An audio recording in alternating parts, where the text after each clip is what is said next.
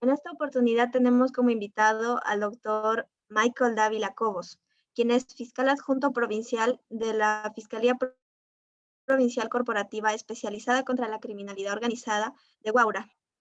Él es quien esta noche va a exponernos una clase sobre los medios impugnatorios en el Código Procesal Penal.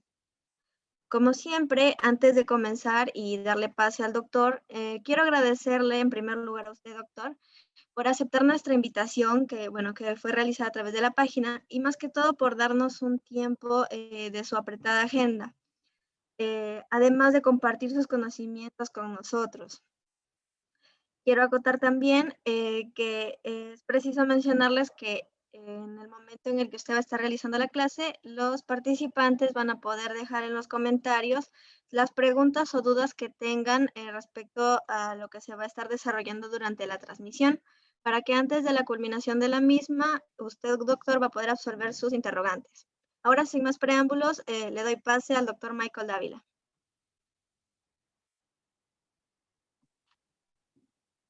Muchas gracias, Ángela. No sé si se me ve y se me escucha bien. Sí se le ve y se le escucha bien, doctor. Bien, muchísimas gracias. También agradecer a Edwin. Pido las disculpas por el tema de un poco de retraso. Me estoy comunicando desde mi celular. He tenido una falla técnica en mi laptop. Lamentablemente no voy a poder usar el material que les he preparado, pero la idea es llevar a cabo esta conversación, ¿no? Respecto a los medios impugnatorios en el Código Procesal Penal. Bueno, permítanme presentarme. Mi nombre es Michael Dávila Cobos. Hasta hace poquito fui fiscal adjunto provincial en el Distrito Fiscal de Huaura, en la Fiscalía Especializada contra la Criminalidad Organizada. Sin embargo, hace unos días se me acaba de cambiar de sede a la ciudad de Lima, también en la Fiscalía de Crimen Organizado, pero una fiscalía supranacional con competencia nacional, a efectos de poder seguir desempeñando mis funciones en la ciudad de Lima, ¿no? Entonces, para que me conozcan un poquito, agradezco la invitación a ustedes por tomarme en cuenta para poder conversar un poquito acerca de esta institución, de este mecanismo jurídico procesal, como son los medios impugnatorios. Y les agradezco a todos los que nos están acompañando esta tarde, y les agradezco también que hayan tenido tolerancia para poder conectarme, ¿no? Atendiendo pues al percance que ya les había señalado. Bien, entiendo yo que esta conversación está dirigida para alumnos de pregrado de la Universidad Antenor Orrego, más conocida creo en Trujillo como la UPAO. Así que me gustaría hacer esto un poco más participativo, atendiendo pues a que no vamos a tener las diapositivas al alcance. Yo sí quisiera, ¿no?, que podamos conversar esta tarde. Yo quisiera que esta tarde podamos salir de esta clase aprendiendo, que es lo más importante, ¿no? Los medios impugnatorios como tema en sí es bastante amplio y bastante complejo también. Entonces no vamos a poder, obviamente, abarcar todas las instituciones que abarca los medios impugnatorios que recoge el Código Procesal Penal. Ya no se le dice nuevo porque el Código Procesal Penal data del año 2004 y entró en vigencia en el año 2006, por lo tanto ya tenemos 14 años en la implementación del Código Procesal Penal. No sé exactamente cuándo entró en vigencia en Trujillo, pero también me parece que después de Huaura siguió Trujillo y posteriormente Arequipa. Entonces ya tiene sus añitos, mínimo más de una década. Entonces, por lo tanto, ya no podríamos tildarlo del nuevo Código Procesal Penal. Espero que la mayoría de ustedes ya haya llevado el curso de procesal penal y tienen la suerte, su generación, de poder estudiar como materia el Código Procesal Penal, ¿no? Ya no el Código de Procedimientos Penales, ¿no? Entonces, para que me puedan entender un poquito. Y decía esto porque, eh, eh, por eso, o sea, quería hacer más participativo esto para que en términos sencillos podamos comprender en qué consisten los medios impugnatorios. ¿Está bien?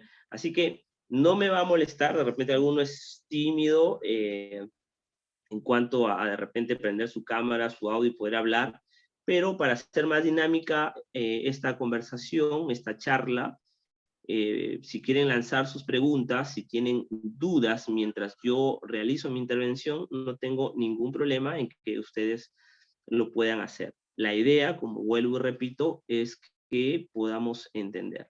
Ahora, yo tengo como política de disertación, por así decirlo, que una clase, una charla no debe durar más de 40 a 45 minutos. Así que no me voy a extender demasiado, voy a esbozar los conceptos generales de los medios impugnatorios y posteriormente pasaremos a sus preguntas. ¿Está bien, chicos? Entonces, ¿qué debemos entender, ¿no? Por medios impugnatorios? ¿Qué debemos entender por estos medios impugnatorios que recoge el Código Procesal Penal, ¿no? Y cuando a ustedes se les viene a la cabeza la palabra impugnación, ¿con qué lo relacionan? ¿Qué es lo que ustedes entienden por impugnación dentro de un proceso penal? Vamos a ubicarnos, por ejemplo, ¿no? En el proceso penal común, y bueno, todo proceso común termina en la emisión de una sentencia, ya sea absolutoria o condenatoria, ¿correcto? Entonces, cuando llega a su fin, cursando todas las etapas, el proceso penal tiene 3 etapas muy, muy marcadas. La primera etapa es la etapa de investigación preparatoria, ¿está bien? La segunda etapa es la etapa intermedia, y la tercera etapa es la etapa de juicio oral. ¿Está bien? O enjuiciamiento, también se le conoce esta tercera etapa. Seguramente los que ya han llevado el proceso penal como curso en pregrado han escuchado de una etapa preliminar y se preguntarán, ¿esta etapa preliminar a cuál de estas 3 etapas que les acabo de mencionar corresponde? Bueno, en principio no se podría decir que el proceso penal tiene 4 etapas. Recuerden esto, el proceso penal tiene 3 etapas muy marcadas que les acabo de mencionar. ¿Dónde entra esta etapa preliminar que se ha mencionado y que se escuchan a través, en algunas ocasiones, de los medios de comunicación, las conocidas investigaciones preliminares? Esta es una subetapa y se ubica en la primera etapa que les acabo de mencionar. Esto es, en la etapa de investigación preparatoria. Ahora, la investigación preliminar forma parte de la investigación preparatoria. Sin embargo, esta subetapa tiene sus propios plazos, sus propios mecanismos. ¿Está bien? Esto lo digo para que se pueda entender. Ustedes saben que una de las características de este nuevo proceso penal son los plazos. Entonces, una de las preguntas que generalmente me hacen es, ¿los plazos de la investigación preliminar son los mismos de la investigación preparatoria? Obviamente que no. Por lo tanto, por eso hago esta diferenciación de que la etapa preliminar es una subetapa con sus propias características, con sus propias finalidades. ¿Está bien? Entonces, una vez que se ha terminado este recorrido, investigación preparatoria, etapa intermedia y juicio oral, esta termina con una resolución expedida por el órgano jurisdiccional correspondiente, ya sea un órgano penal colegiado, ya sea un órgano penal unipersonal. La diferenciación básicamente de estos 2 órganos jurisdiccionales es por la cantidad de magistrados que la componen. Un colegiado por 3 magistrados y un unipersonal por un solo magistrado. Básicamente, hay un tema de competencia, ¿no? Pero para que me puedan entender. Y este órgano jurisdiccional emite una resolución que nosotros la conocemos como la emisión de la sentencia. Ustedes saben que el órgano jurisdiccional emite autos, decretos y sentencias, ¿no es cierto? Entonces, para ponerle fin a esta instancia, a este proceso común, el órgano jurisdiccional emite una sentencia que puede ser absolutoria o condenatoria. Entonces, aquí es donde entra a tallar o donde aparece los medios impugnatorios. Y generalmente, porque es raro que, por ejemplo, una persona que ha sido absuelta pueda recurrir a estos medios impugnatorios, ¿no? Generalmente la persona que ha sido condenada por el órgano jurisdiccional es la persona recurrente, es la persona que decide hacer uso de estos mecanismos o instrumentos jurídico-procesales como son los medios impugnatorios. La primera premisa que quiero que ustedes tengan presente es que cuando les digan o cuando nosotros hagamos el enunciado o cuando les hagan referencia respecto a la impugnación, esta impugnación no es otra cosa que un reexamen. Un reexamen de un pronunciamiento de un juzgado, ¿no? Donde ha emitido esta sentencia condenatoria, donde ha esbozado argumentos jurídicos, donde ha utilizado la debida motivación en teoría a efectos de, por ejemplo, condenar a esta persona a una sanción que priva, por ejemplo, la libertad de una persona. Entonces, nos hablan de impugnación y de inmediato nosotros hay que relacionarlo con la palabra reexamen. Y reexamen, chicos, no es otra cosa que revisión. Usted imputado, usted acusado, usted sentenciado, está totalmente en desacuerdo con el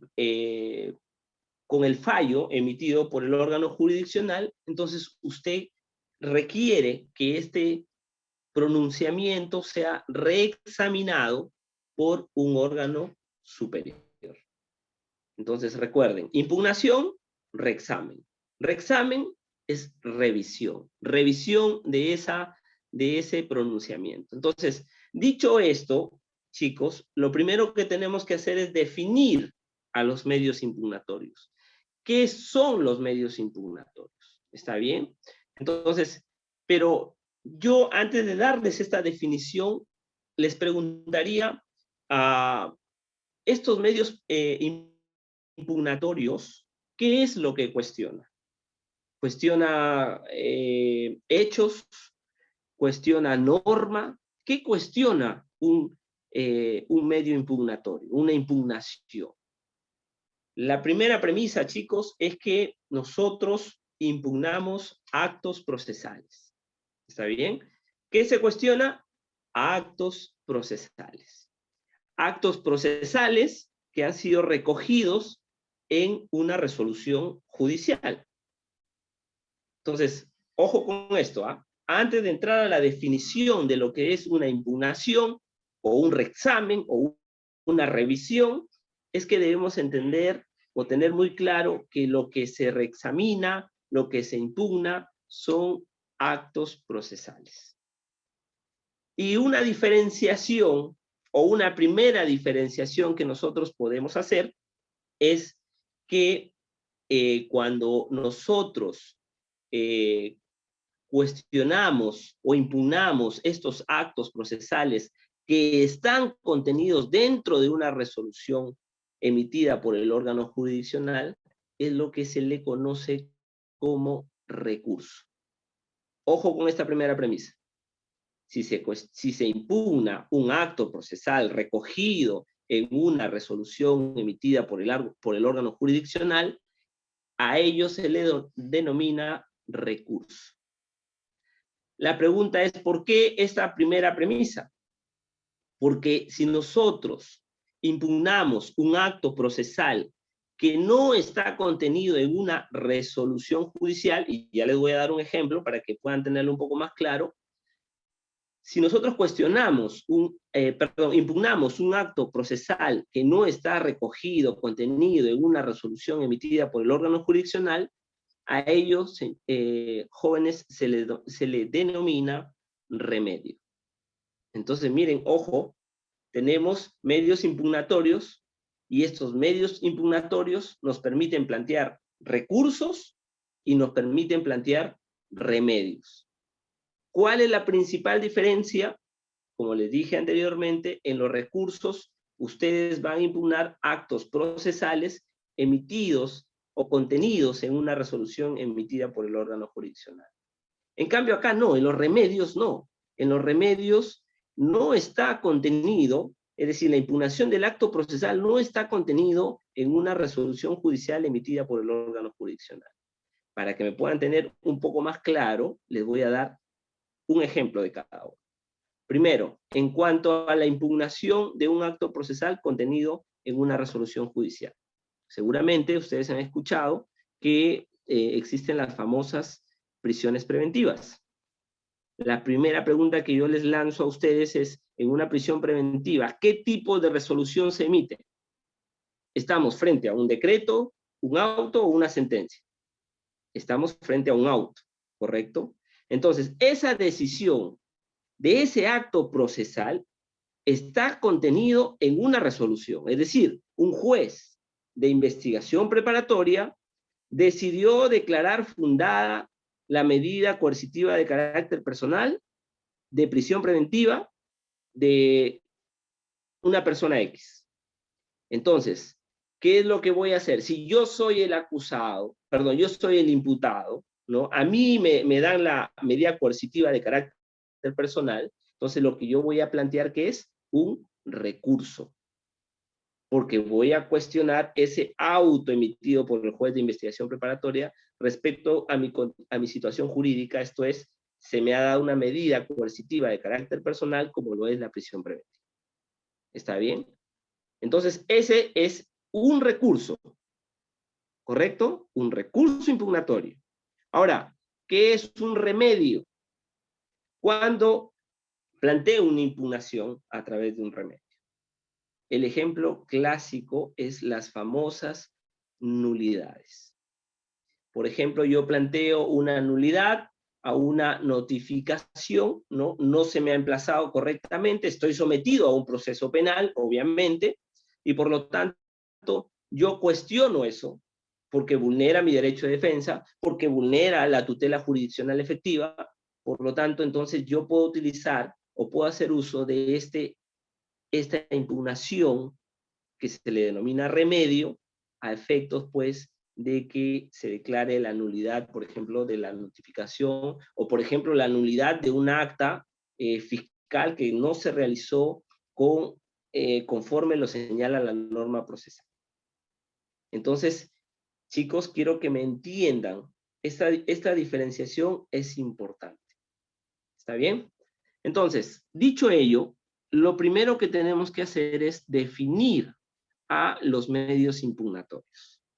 Entonces, los medios impugnatorios no son otra cosa que mecanismos, instrumentos procesales que sirven para peticionar un reexamen de actos procesales.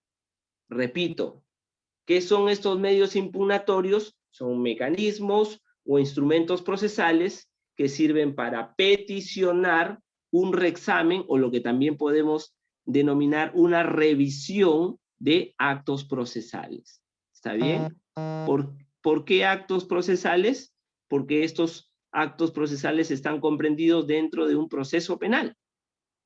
Entonces, eso es importante que nosotros lo tengamos en claro. Ahora, estos actos procesales pueden incurrir en vicios y pueden incurrir en errores. Acá, otra diferenciación que también quiero que ustedes lo puedan tener en claro.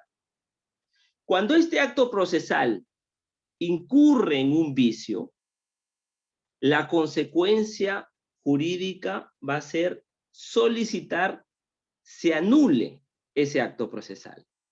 Pero ¿qué sucede si este acto procesal incurre en un error? Porque, ojo,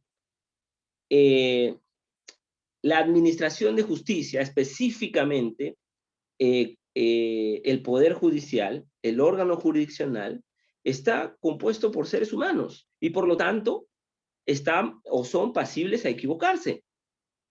Entonces, por eso es que existe estos medios impugnatorios, porque quepa la posibilidad del error. Y por lo tanto, ante esa posibilidad, existe el principio constitucional de la doble instancia. Y por eso vuelvo y repito, estos actos procesales pueden ser vicios o pueden incurrir en vicios cuya consecuencia jurídica es solicitar la nulidad, perdón, y también pueden incurrir en errores. Y si es el caso, entonces nosotros tendríamos que solicitar la revocatoria. Por favor, quisiera que tengan claro estos dos aspectos. ¿Está bien? Estos actos procesales pueden incurrir en vicios que acarrea la nulidad de ese acto procesal y puede incurrir en errores que acarrea la revocatoria. Les hago esta introducción o estos conceptos generales porque si no, no vamos a entender cuáles son esos medios impugnatorios. Porque cada medio impugnatorio tiene sus propias peculiaridades, sus propias características. Por eso yo he considerado importante que primero tengamos claro estos conceptos, de manera muy sucinta, de manera en un lenguaje que se puede entender. ¿Está bien? Ustedes son estudiantes de pregrado y a mí lo que más me hubiese gustado en pregrado es que se me explique de una manera clara. El tecnicismo lo dejamos ya cuando estemos en audiencia, cuando estemos haciendo el ejercicio de nuestra función, ya sea como abogado, como fiscal, como juez, etc. Pero aquí tenemos que aprender, entender los conceptos básicos respecto a qué son estos medios impugnatorios. ¿Está bien, chicos? Entonces, después vamos a recapitular, pero espero que hasta aquí se les haya quedado claro. Estas impugnaciones, chicos, pueden ser intraproceso y también puede ser extraproceso. Y me imagino que la primera pregunta que se le viene a la mente, pero total, doctor, usted ha dicho que al final de un largo proceso de haber recorrido las 3 etapas del proceso común, viene un pronunciamiento y por lo tanto la emisión de una sentencia condenatoria y yo pues al ver esta situación yo puedo recurrir. Y ahora usted me dice que los medios impugnatorios o la impugnación puede ser intraproceso, o sea, dentro de un proceso, y puede ser extraproceso. ¿Cómo así? Me voy a explicar. Ya les he dicho anteriormente que la impugnación procede contra decretos, autos y sentencias. ¿Está bien? Para el ejemplo en concreto, nos hemos remitido a una sentencia. Toda sentencia es impugnable, recurrible, ¿correcto? Pero ¿qué pasaría si, por ejemplo, volvamos a la prisión preventiva? Disculpen que les cite la prisión preventiva, pero es el que más, digamos, la situación que más se da al momento de ver en la práctica estas instituciones jurídico-procesales. ¿Qué sucede si usted le dan una prisión preventiva, declaran en primera instancia, declaran fundada la prisión preventiva, usted recurre, apela, porque obviamente las prisiones preventivas, los autos de prisión preventiva son apelables, impugnables, ¿no es cierto? va a la segunda instancia, perdón, y confirman, por lo tanto usted sigue con la medida coercitiva de carácter personal, y bueno, y quiere ir a casación, y bueno, en casación es otro trámite, demora demasiado, ¿no?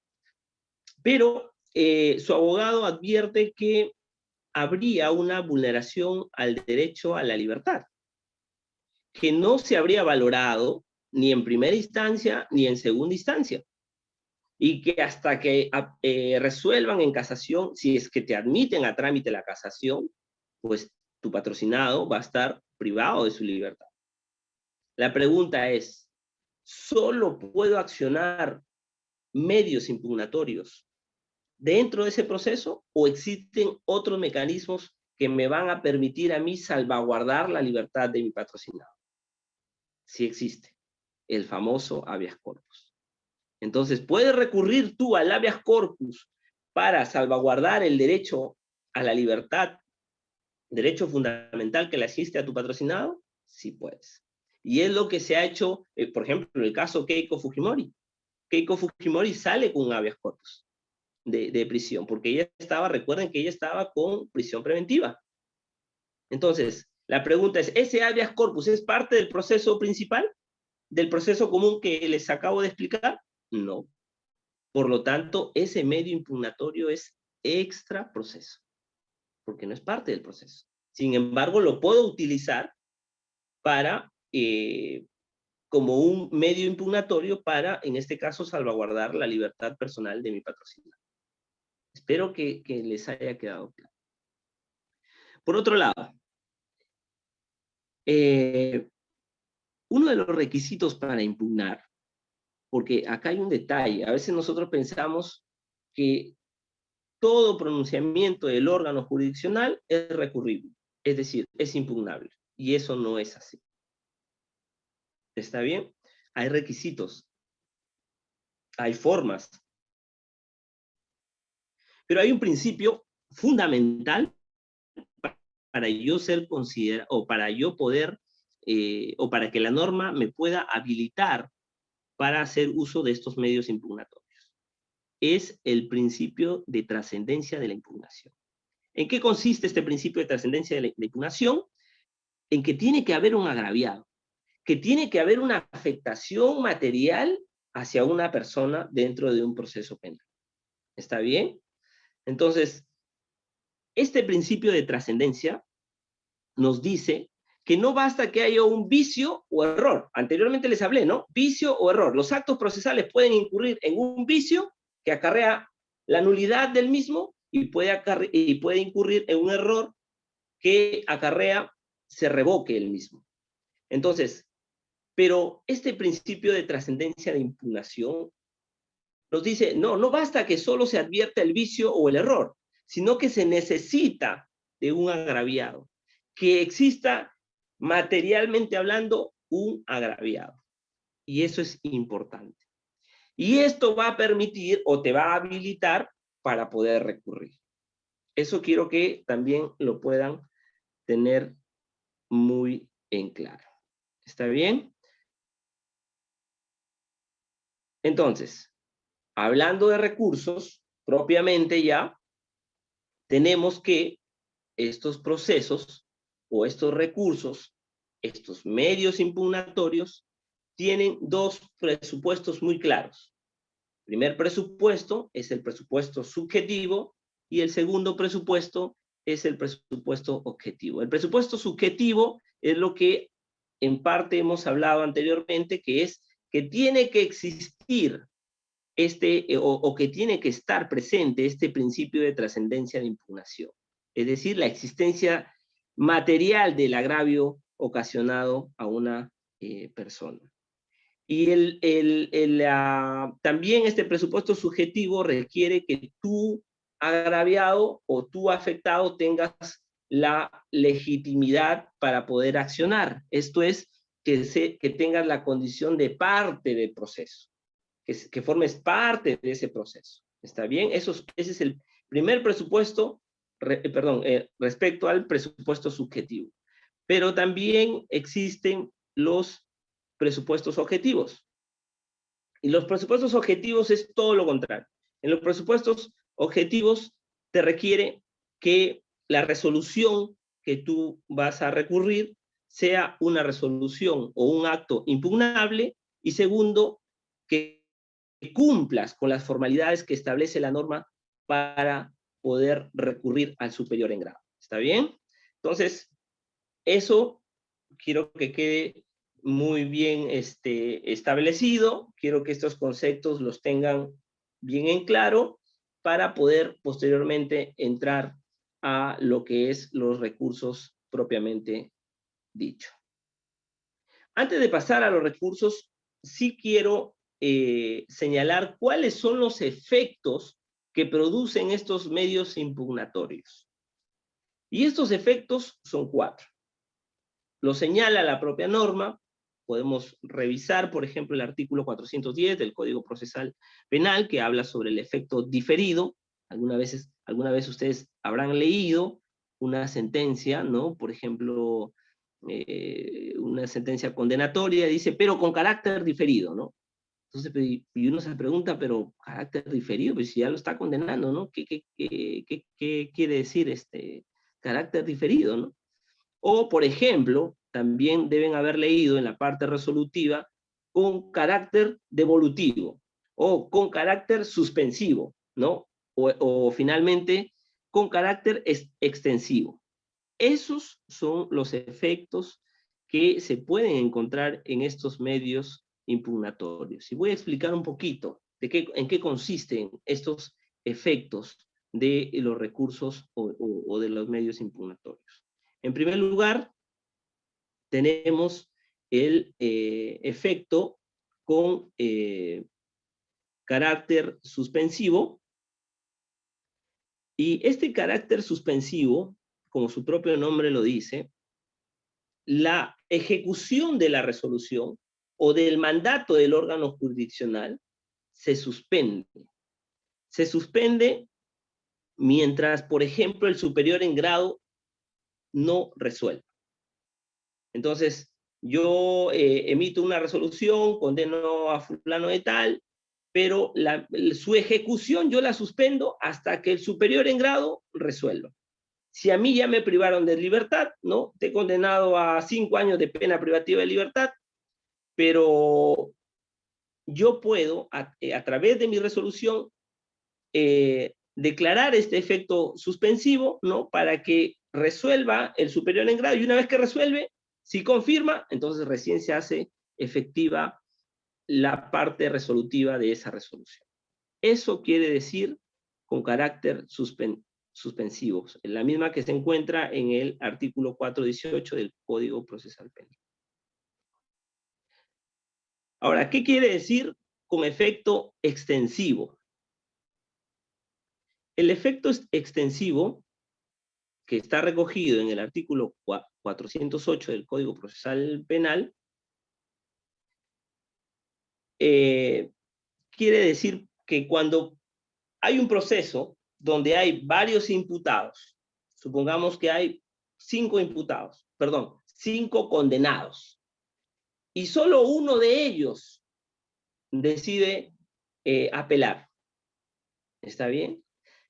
Y en segunda instancia, si condenaron a estos 5, y en segunda instancia absuelven a este solo condenado que apeló, ese efecto jurídico le alcanza a los 4 sentenciados restantes, aun cuando no han apelado.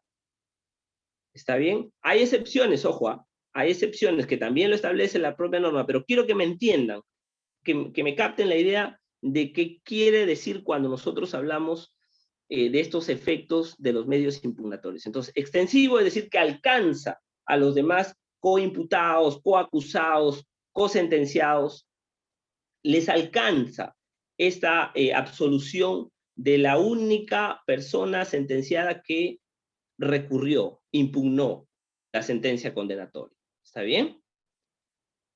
Tercero, el efecto diferido, el cual lo encontramos, repito, en el artículo 410 del Código Procesal Penal. En este aspecto, supongamos que estamos dentro del proceso penal, siempre vamos a volver a este famoso proceso penal, ¿está bien? Y estando en el desarrollo del proceso, se emite, el órgano jurisdiccional emite un sobreseimiento. Volvamos a los 5 procesados. Emite un sobreseimiento solo por uno de los coacusados. Entonces, Fiscalía dice, voy a apelar, porque yo no estoy de acuerdo con ese sobreseimiento. La defensa planteó un sobreseimiento y el juzgador aprobó ese sobreseimiento, pero Fiscalía dice, yo no estoy de acuerdo. Entonces, el juzgador admite, está bien, admite ese recurso, pero lo admite con carácter diferido. ¿Qué quiere decir esto?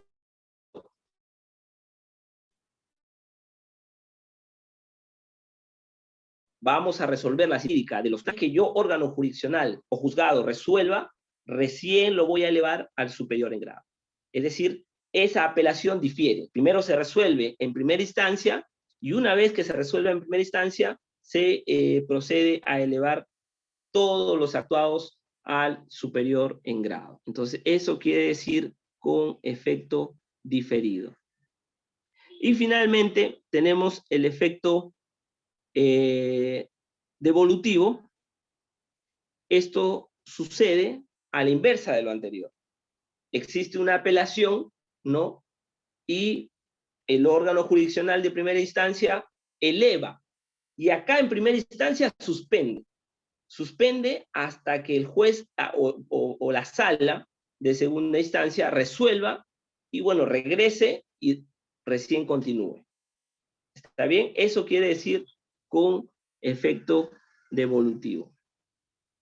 Espero que en ese aspecto haya quedado un poco más claro. Ahora sí, vamos a lo que es los recursos propiamente dicho, ¿no? Los recursos que recoge el Código Procesal Penal son 4. ¿Cuáles son estos recursos? Perdón. Tenemos en primer término el recurso de reposición. En segundo término tenemos el recurso de apelación. En tercer término tenemos el recurso de queja. Y en cuarto término tenemos el recurso de casación. Generalmente siempre preguntan esto para los concursos ya sea de asistente o de magistrado, ¿no? ¿Cuáles son los recursos del Código Procesal Penal? Y estos recursos, vuelvo y repito, reposición, apelación, queja y casación.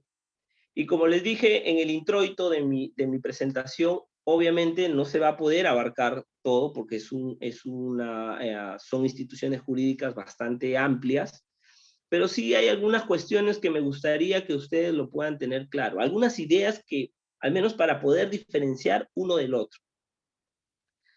El más sencillo, por así decirlo, vamos a empezar por el más sencillo, que es el recurso de reposición. Bueno, esto está en el artículo 415 del Código Procesal Penal, ¿está bien? Ahí está, ustedes lo revisan, de ahí para adelante encontramos el primer recurso, que es el recurso de reposición. ¿Contra qué procede estos recursos de reposición? Simple, procede contra decretos. Ahora, ¿en qué circunstancias se dan los decretos? Bueno, los decretos son de mero trámite. Son los que atienden algo ante una solicitud de algo.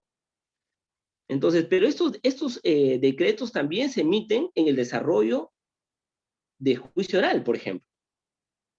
Entonces, ante estos decretos, señala la norma, usted puede plantear recurso de reposición. Ahora, estos recursos de reposición pueden ser orales o escritos. Y esa es una de las innovaciones del Código Procesal Penal. Es decir, usted puede plantear su recurso en el mismo estadio de juicio oral de manera oral. Y la norma exige al juez que en ese momento resuelva su recurso de reposición. Ahora, si usted decide plantearlo de manera escrita, la norma le establece plazos. El plazo para interponer el recurso de reposición son 2 días. ¿Está bien? Una segunda característica de este recurso de reposición es que es inimpugnable, es irrecurrible. Es decir, planteas tu recurso, por ejemplo, o de manera oral, ante el juzgador, y el juzgador atiende este recurso de reposición, sea fundada o infundada, ahí termina el planteamiento de dicho recurso. Es decir, no hay otra instancia, no es que si me reclama infundada mi reposición, me voy a sala, no. Es inimpugnable. ¿Está bien? Esa es otra de las características. ¿Y esto por qué se hace así? Porque recuerden que una de las características del Código Procesal Penal, o uno de los principios del Código Procesal Penal, es la economía procesal. Y a mí me parece muy bien, porque agiliza. La idea es que el proceso penal sea dinámico, que no sea como el Código de Procedimientos Penales, que los procesos duraban una eternidad. Entonces, tú planteas tu reposición en audiencia, y en audiencia el juez tiene que resolver. Entonces, a esto atiende, incluso atiende a que podrías plantear tu recurso de reposición de manera oral. ¿Está bien? Ahora, ¿quién lo atiende? Otra característica del recurso de reposición, lo atiende el mismo juzgador, ¿no? Porque una de las ideas principales de los recursos es que lo atienda una instancia superior, pero en este recurso de reposición no ocurre eso. El recurso de reposición se plantea ante el mismo juez que emitió algún acto que usted consideró que no está acorde a derecho, por ejemplo. ¿Está bien? Entonces, se plantea ante el mismo juez revisor.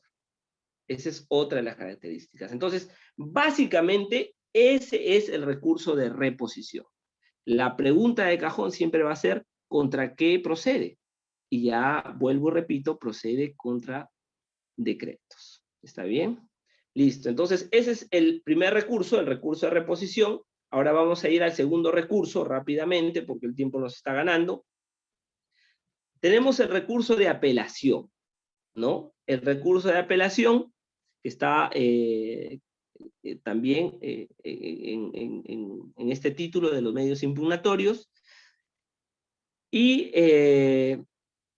este recurso de apelación también tiene sus características, tiene sus propias peculiaridades. Pero aquí sí ya opera el principio de doble instancia, ¿no? Porque el recurso de apelación lo ve una instancia superior. Entonces, y justamente esa es la primera característica del recurso de apelación, que es devolutivo. ¿Está bien? Devolutivo lo va a ver un superior en grado, resuelve y regresa al juez de primera instancia. Una segunda característica es que tiene competencia un órgano revisor superior, ¿no? Y otra tercera característica y muy novedosa es que existe la inmediación probatoria. ¿Por qué digo esto? Porque a veces me han preguntado, ¿puedo ofrecer medios de prueba en segunda instancia? Sí, porque es una segunda estadía, pero justamente lo innovador es que sí puedes ofrecer, claro, bajo ciertos parámetros, bajo ciertos requisitos, pero sí existe una inmediación probatoria. Es más, si bien es cierto, existen filtros para la admisión de medios de prueba, los miembros de la sala pueden solicitar de oficio que se actúe en medios de prueba que ya han sido examinados en primera instancia, ¿no? Entonces, interesante, ¿no? Me parece muy, muy interesante. Ahora, ¿qué va a ser lo que resuelva este órgano revisor en segunda instancia? ¿O cuáles son estas características o cuáles son las competencias de este órgano revisor? En principio, que tiene un dispositivo con una capacidad nulificante, ¿está bien? Que puede declarar la nulidad absoluta de oficio. Otra segunda característica es que, o una segunda competencia, es que puede realizar una revisión fáctica y jurídica, que puede revocar y anular, lo que estuvimos hablando anteriormente, ¿recuerdan? Puede anular o revocar. Revoca cuando hay un error, ¿recuerdan? Por favor, no pierdan eso de vista, por algo hice en la introducción. Y finalmente que para, digamos, tomar una decisión se necesita una mayoría. Ustedes saben que toda sala está compuesta por 3 magistrados y por lo tanto con la obtención de 2 votos, cualquiera sea la decisión, se obtiene una parte resolutiva. Pregunta: ¿qué se puede apelar? Este medio impugnatorio de la apelación, ¿contra qué opera? También lo recoge la norma. Básicamente, se puede apelar sentencias, se puede apelar autos, pero hay diversidad de autos. Por ejemplo, hay autos de sobreseimiento.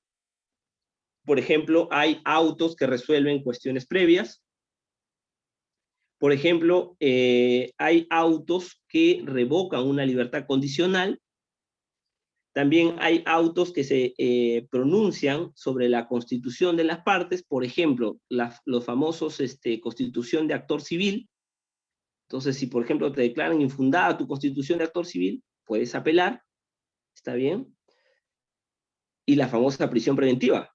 La famosa prisión preventiva es a través de un auto y también es impugnable. También la cesación de la prisión preventiva se resuelve a través de un auto.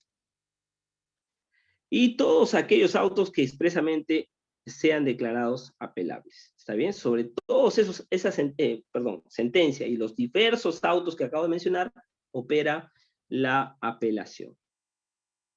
¿Quién es competente para resolver esta apelación?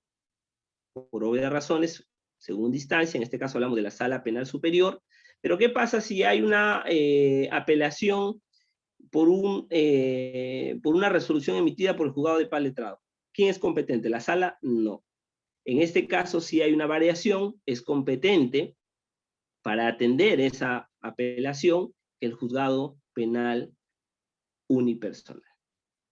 Y finalmente, ¿qué facultades tiene esta segunda instancia, esta Sala Penal Superior? También lo dije en la introducción, por eso es que hice la introducción para que ustedes puedan entender este desenlace.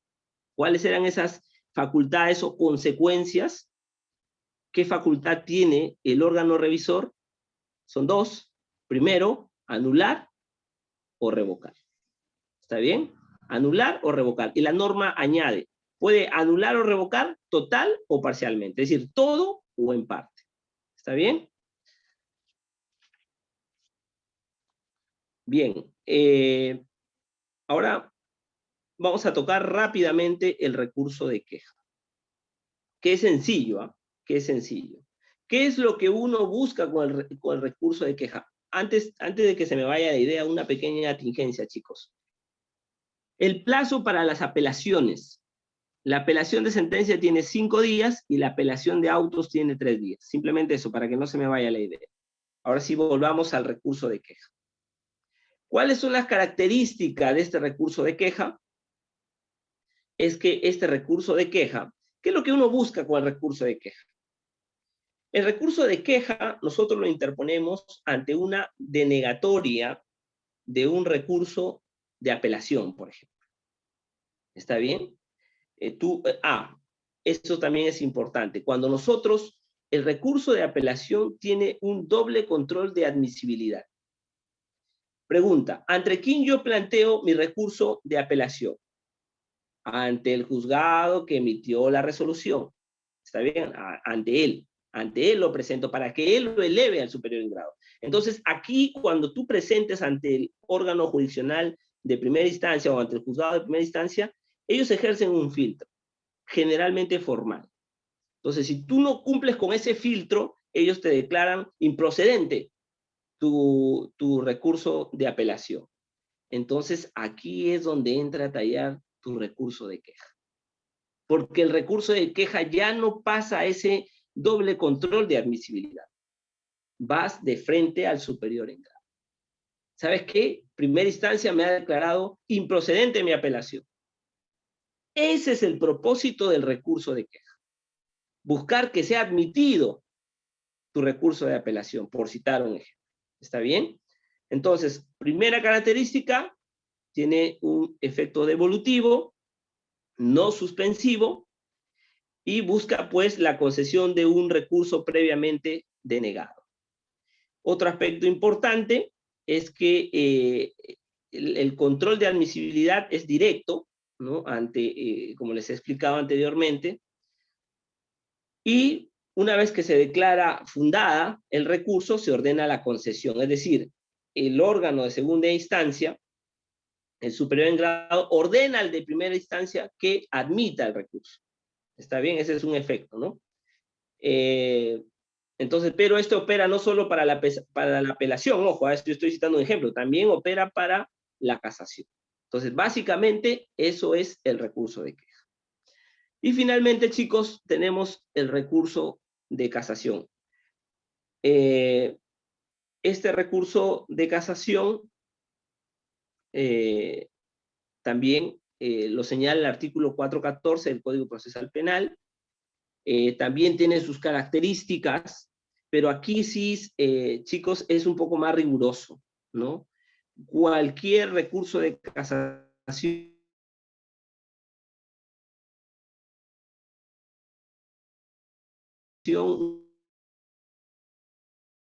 no es fácilmente, es un recurso de carácter excepcional, ¿está bien? No genera instancia, es una segunda característica.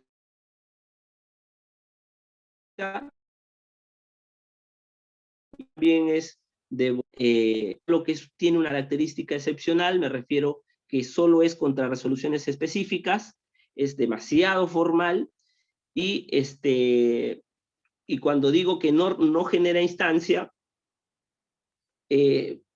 ¿por qué digo que no genera instancia? Porque no, por ejemplo, en la casación no se pueden introducir hechos nuevos. Tampoco se puede revalorar medios de prueba, ¿está bien? También tiene un presupuesto objetivo y un presupuesto subjetivo, y tiene presupuestos formales.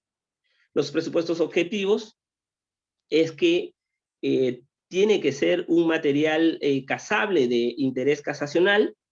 Un presupuesto subjetivo es que este debe tener una trascendencia, que tiene que existir obviamente una apelación previa respecto a los agravios apelados, y finalmente el presupuesto formal, que tiene un plazo, que es escrito, y es importante los motivos que argumenta la persona que pretende recurrir a este medio impugnatorio del recurso de casación. ¿Está bien, chicos? No voy a ahondar mucho porque es mucho más profundo, pero sí, ojalá en otra oportunidad podamos conversar un poco más a fondo de cada uno de estos, ¿no? Pero en especial el recurso de casación sería solo un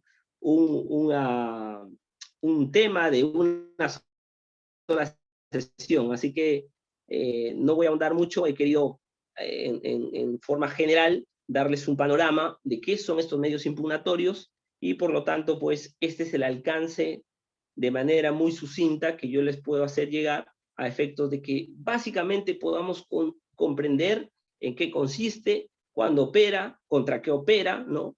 Entonces, esa ha sido mi intención en esta noche, en esta conversación, disertación, como ustedes le quieran llamar. De antemano les agradezco por la invitación y quedo a disposición de sus preguntas.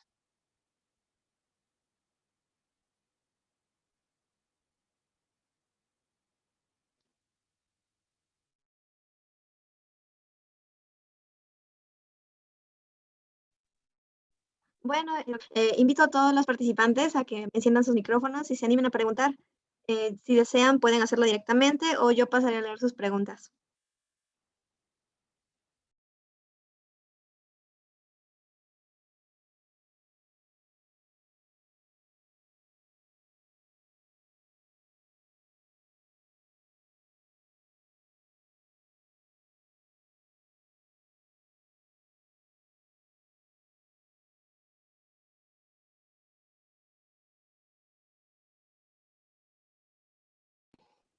Bueno, debo señalar que me han hecho también preguntas por interno y hasta que se animen los participantes de aquí del Zoom.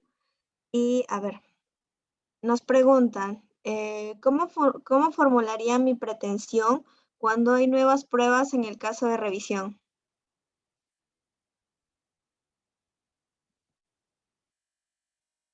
Uh, ¿Me escucha? No, no me escucha. Doctor, su audio está apagado. No entiendo.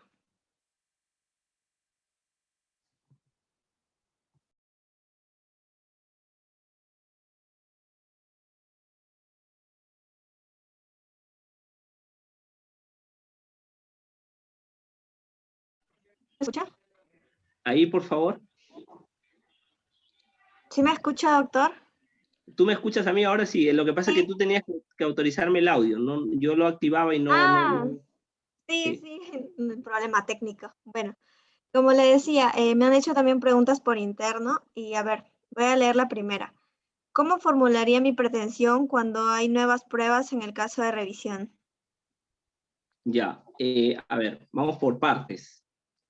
La revisión, ¿cuándo se da la revisión? Es cuando una persona ya ha sido condenada, ¿está bien? Una persona ya ha sido condenada y la norma exige ciertos estos para, digamos, ese proceso ya goza de una sentencia, en este caso condenatoria. Entonces, esos presupuestos son una variedad de presupuestos, ¿no? Una de ellas es la que acaba de mencionar la alumna, pruebas que de repente no han sido valoradas en su momento, en el proceso común, durante el pendiente, ¿no? Entonces, eso sí es una manera excepcional, bajo ciertos requisitos, pero ojo, eso no hemos abordado esta noche. Yo le estoy dando un alcance porque justamente la revisión opera para aquellos casos donde ya existe una sentencia condenatoria y surgen a posteriori de la emisión de la sentencia condenatoria elementos que permiten activar el caso y por ahí tentar la posibilidad de una absolución. Muchas gracias, doctor. A ver, vamos a pasar a formular la siguiente pregunta. Dice, ¿ante qué casos procede el recurso de queja?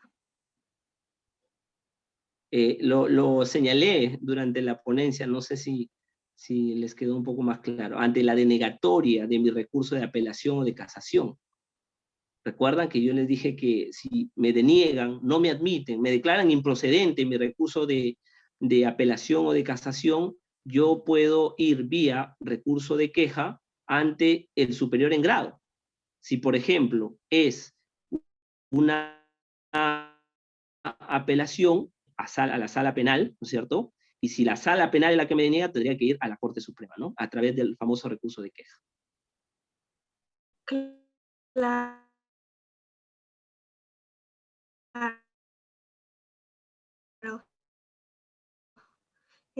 ¿Y o casación? Sí, pero solo respecto a lo que concierne la reparación civil. Ah, no, no, perdón. Me dijo tercero civil, ¿no? No actor civil. Ajá. Ya. Claro, por supuesto que sí. Por supuesto que sí, pero también, ojo, es civil, no tanto la atribución de una pena. Por eso que me estaba confundiendo, pero quiero que quede eso claro. Que sí puede, claro, porque al tercero civil le alcanza todos los derechos que lo asisten al acusado. Ojo con eso, ¿ah? Por lo tanto, también también existe. Está bien, doctor. Aquí hay otras dos preguntas más. Nos preguntan, ¿en casación se puede presentar pruebas o solo se enfocarán en puntos específicos, más Se no puede medios presentar. de prueba? Recuerdan que yo les estuve mencionando cuál era una de las características sí, una de las características de la apelación es la no revaloración de los medios de prueba. Ya. La siguiente pregunta nos dicen, en el caso de revisión, ¿puede presentar medios probatorios? ¿Qué tipos de medios probatorios se podría presentar?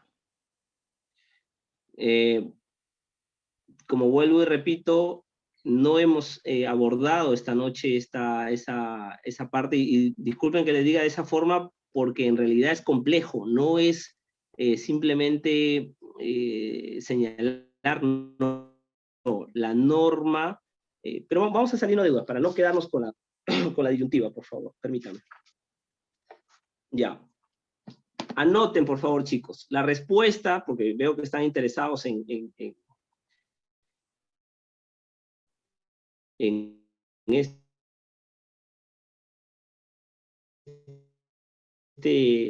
esta revisión de los recursos. Es una acción de revisión, no confundamos. Los recursos son los que yo les he mencionado: reposición, apelación, casación y queja. Esta es una acción de revisión. La acción de revisión la encontramos en el artículo 439 respecto a la procedencia, lo que me están preguntando esta noche. ¿Está bien? Y ahí señala, son 6 presupuestos. Es muy extenso, no lo voy a leer, pero les estoy dando el artículo donde van a encontrar la respuesta a su pregunta. ¿Está bien? Artículo 439 del Código Procesal Penal. Y ahí dice: procedencia, la revisión de las sentencias condenatorias firmes procede sin limitación temporal y solo a favor del condenado, lo que les estaba mencionando, ¿no es cierto? En los siguientes casos, y son 6 presupuestos, chicos, entonces les invito a hacer la tarea, y como les digo, no estamos frente a un recurso impugnatorio, sino estamos ante una acción de revisión de carácter excepcional. Muy bien, doctor.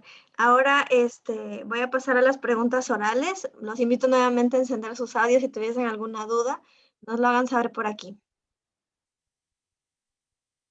¿Todos son de la Universidad Antenor Orrego? Quisiera conocerlos un poquito. Bueno, yo sí, los cofundadores de la página también. Qué bueno, Respecto a los demás, no sabría decirle, doctor. qué bueno, qué bueno. Es un gusto poder estar con ustedes. Igualmente. Bueno, de no haber preguntas orales, significa que la clase estuvo más que clara, ¿verdad? Y bueno, vamos a pasar a despedirnos. Debo agradecerle de nuevo, doctor, por haber aceptado nuestra invitación. Hablo en nombre de la página y de todos los miembros que la conforman, por agradecerle por tomarse su tiempo y acompañarnos en esta ocasión, y de compartir sus conocimientos con nosotros, ya que, bueno, este tema es muy importante para todos los estudiantes de Derecho, sobre todo Derecho Penal. Eh, Debo expresar que también no olviden que el día 5 tenemos otra clase gratuita, la cual va a ser la última, y debo precisar eso. Y cualquier tipo de información que deseen solicitar, visiten nuestra página oficial, portal de Duralex.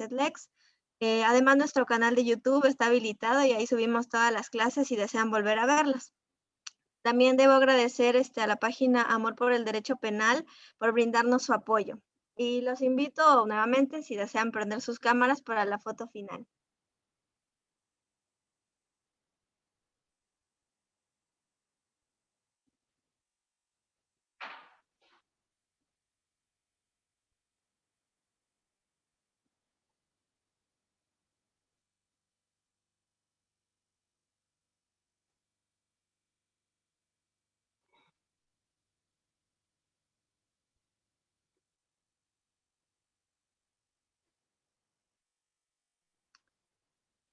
Y bueno, supongo que ya se tomó la foto. Y eso sería todo, doctor. Muchas gracias. Listo. Cuídense, gracias Ángela, me saludas a Edwin. Gracias. Gracias. Muchas gracias.